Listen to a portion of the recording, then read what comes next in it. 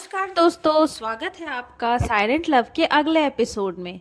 तो चलिए शुरू करते हैं अगला एपिसोड। अश्वथ का प्लान। देर रात आर्यन पैलेस। अश्वथ खिड़की पे खड़ा बाहर काले आसमान को देख रहा था और सोच रहा था। उसके दिमाग में एक बहुत ही खतरनाक प्लान चल रहा था। हालांकि इस प्लान से तिया को कोई नुकसान नहीं पहुंचने वाला था, पर उसकी जिंदगी एक झटके में हमेशा के लिए बदलने वाली थी। एक तरफ तो तिया के लिए अश्वथ आर्यन एक मसीहा था जिसने उसकी इज्जत बचा ली थी, पर दूसरी तरफ अश्वथ किसी राक्षस से कम नहीं था। वो बहुत खतरनाक था। उसके दिमाग में क्या चल रहा था ये तो सिर्फ वही जानता था। अगली सुबह जब सूरज की किरणें पर्दों से छनती हुई तिया के चेहरे पर पड़ने लगी तो उसकी आंख खुली। उसने चारों तरफ देखा और जैसे ही उसे इस बात का एहसास हुआ कि वो एक अनजान घर में है, वो घबरा के तुरंत उठ गई। उसने देखा कि उसके शरीर पर कपड़े नहीं हैं, तो उसने खुद को जल्दी से ब्लैंकेट से ढक लिया। दरअसल उसके घावों पर दवाई लगाने के बाद उसे कपड़े नहीं पहनाए गए थे। तभी तिया की नज़र अश्वथ पर पड़ी और वो उसे देखती ही रह गई। उसने जिंदगी में इतना हैंडसम आदमी नहीं देखा था। उसके चेहरे पर एक अलग ही नूर था। तिया उसे आंखें फाड़ फाड़ कर देख रही थी। अश्वथ बेडरूम के सोफे पर बैठा अपने गोद में लैपटॉप लिए काम कर रहा था। फिर एकदम से तिया को रात की वारदात याद आई और उसने अपनी हालत का एहसास हुआ तो वो घबरा गई और उल्टा पुल्टा सोचने लगी। क्या जिसने उसे बचाया था उसी ने उसका फायदा भी उठाया था? अश्वथ का ध्यान अपने लैपटॉप पर से हटा और उसने देखा कि तिया जाग गई है। तुम उठ गई? वो लैपटॉप को कॉफी टेबल पर रखते हुए बोला। तिया का चेहरा देखते ही वो समझ गया था कि वो क्या सोच रही है। वो उठकर उसकी तरफ आने लगा तो तिया घबरा गई और उसने ब्लैंकेट कसकर पकड़ लिया और पीछे सरकने लगी। अश्वथ बेड के पास आया और बोला, तुम्हारे कपड़े मेरी मेड इशिता ने चेंज कर दिए थे और तुम्हारे घावों पर दवाई लगाने के बाद तुम्हें कपड़े नहीं पहनाए गए थे। तुम्हारे साथ कुछ नहीं हुआ है। मैंने तुम्हारे साथ कुछ भी नहीं किया। तिया ने डरते हुए बोला, क्या कल रात आपने मेरी जान बचाई थी? अश्वथ एकदम से बोला, तुम्हें क्या लगता है किसने बचाई होगी? तिया समझ गई और हिचकिचाते हुए बोली, thank you so much sir.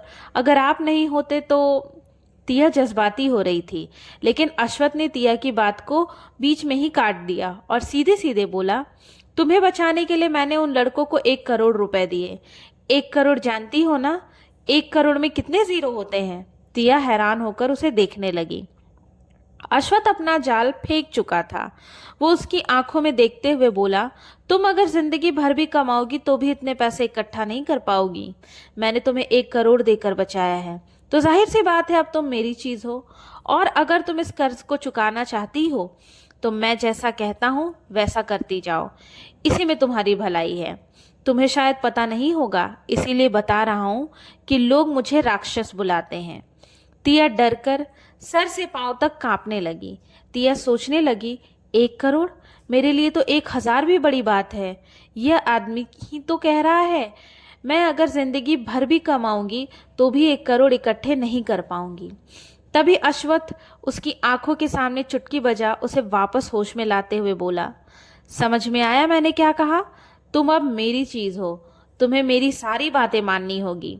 मुझे पता है कि तुम्हारे घर वालों को तुम्हारे जीने और मरने से कोई फर्क नहीं पड़ता और तुम्हारे पास रहने के लिए कोई ठिकाना भी नहीं है, तो मेरा काम तुम्हें करना ही पड़ेगा। कैसा काम? ये शब्द एकदम से तिया के मुंह से निकला। अश्वथ उसको घूरते हुए बोला, कर्ज मेरा है, तुम पर सवाल मैं करूंगा, तुम सिर्फ कहोगी हाँ। समझी? तिया डर गई और जल्दी से अपना सिर हाँ में हिलाया। और वो कर भी क्या सकती थी? वो बुरी तरह से फंस चुकी थी। अश्वथ के चेहरे पर हल्की सी मुस्कुराहट आई और वो बोला, वेरी गुड, बाथरूम में जाओ और जाकर नहा लो। तिया कंफ्यूज थी, डरी हुई थी। उसने ब्लैंकेट को कसकर पकड़कर ओढ़ा हुआ था। अश्वथ ने उसे घूर कर देखा और कहा, इस बार थोड़े गुस्से में, गो नाउ। तिया डरते डरते ब्लैंकेट को लपेटे हुए बिस्तर से उतरी। तभी एक झटके से अश्वथ ने अपने लंबे हाथ आगे बढ़ाए और तिया को अपनी बाहों में उठा लिया। घबराहट में तिया की सांसें ऊपर नीचे होने लगी। अश्वथ सीधे उसे बाथरूम में ले गया और उसे जाकर बाथटब में लिटा दिया। तिया समझ ही नहीं पाई थी कि पिछले 10 सेकेंड में हुआ क्या था। अश्वथ उसको बेशर्मों की तरह देख रहा था। उसने पूछा, खुद नहा लोगी या मैं हेल्प करूं? और वो कहकर उसने ब्लैंकेट का एक कोना पकड़ा। तिया बहुत ज़्यादा डर गई थी और उसने पूरी जान लगा के ब्लैंकेट को पकड़ लिया। वो रोने ही वाली थी कि अश्वथ ने ब्लैंकेट छोड़ दिया और कहा, कपड़े वहाँ रखे हैं, तुम्हारी ज़रूरत का बाकी सारा सामान है, तुम्हारे हिसाब से हीटर भी पानी गर्म है। तिया थोड़ी सी शांत हुई तो उसने चारों तरफ देखा। उस साफ आलीशान कस्टम मेड बाथरूम को देखकर वो हैरान थी। आधे घंटे बाद जब बाथरूम का दरवाज़ा खुला और तिया नहा के तैयार होकर बाहर आई, अश्वथ अपने कमरे में बैठा तिया के बारे में वो इन्फॉर्मेशन पढ़ रहा था जो विक्टर ने भेजी थी। उसने नज़रें उठाकर देखा, तिया बाथरूम के दरवाजे पर खड़ी थी। अश्वथ ने पहले ही उसके लिए कंफर्टेबल कपड़े रखवा दिए थे जिससे उसके घाव को कोई प्रॉब्लम ना हो। तिया उन कपड़ों में बहुत प्यारी लग रही थी। अश्वथ बोला, वहां क्यों खड़ी हो? तिया ने कोई जवाब नहीं दिया। अश्वथ उसे घूरते हुए बोला, मुझे पता है तुम गूंगी नहीं हो, नाटक करना बंद करो। मुझे वो लोग बिल्कुल पसंद नहीं जो गूंगे बहरे की तरह बिहेव करते हैं। तिया डर गई और धीरे से आगे बढ़ने लगी। अश्वथ उसकी कछुए की चाल देख करके इरिटेट हुआ और बोला, अगर ऐसे ही चलोगी तो मेरे पास पहुंचने में तुम्हें 4 साल लगेंगे। तिया जल्दी ही अश्वथ के सामने आके किसी आज्ञाकारी स्टूडेंट की तरह खड़ी हो गई। ऐसा लग रहा था जैसे अश्वथ उसका टीचर है जो उसे इंस्ट्रक्शन दे रहा है। अश्वथ ने उसे सर से पांव तक देखा और बोला, भूख लगी है? तिया ने कुछ नहीं बोला। अश्वथ समझ गया कि तिया बहुत ही सकुचाई लड़की है और बहुत ज़्यादा सेंसिटिव भी।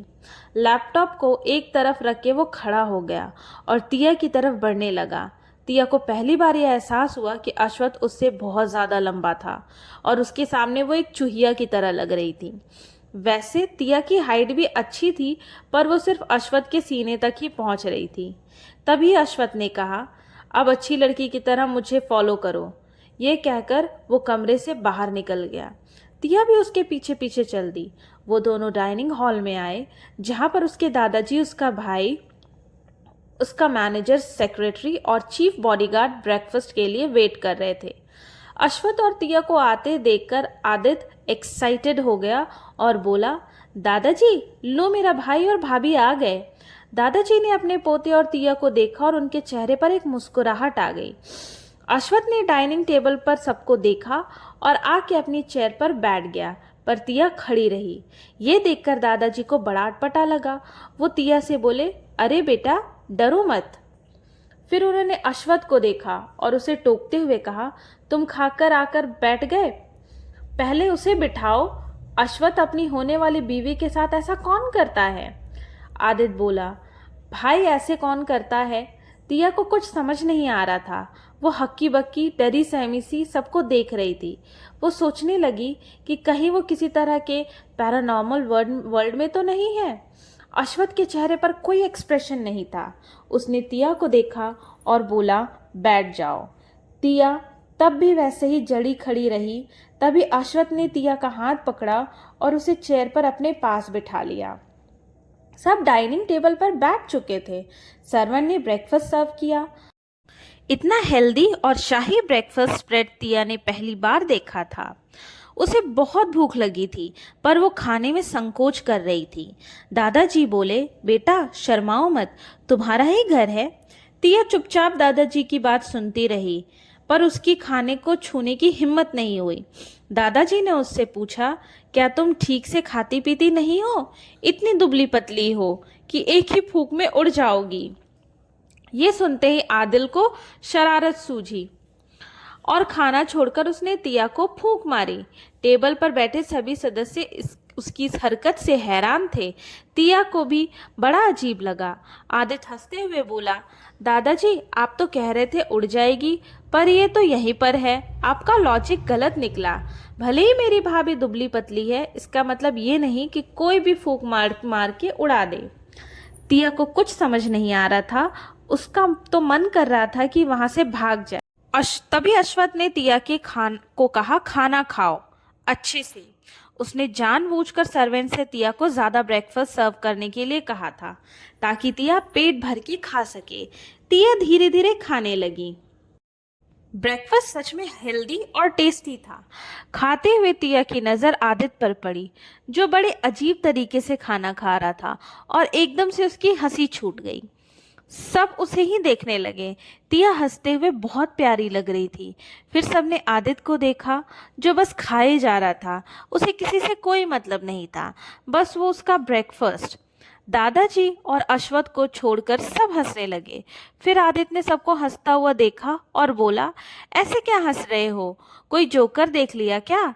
तो प्रत्युष अपना पेट पकड़कर बड़ी मुश्किल से बोला, ओ माय गॉड आदित्य, तुम ऐसे खाना खाते हो? So funny.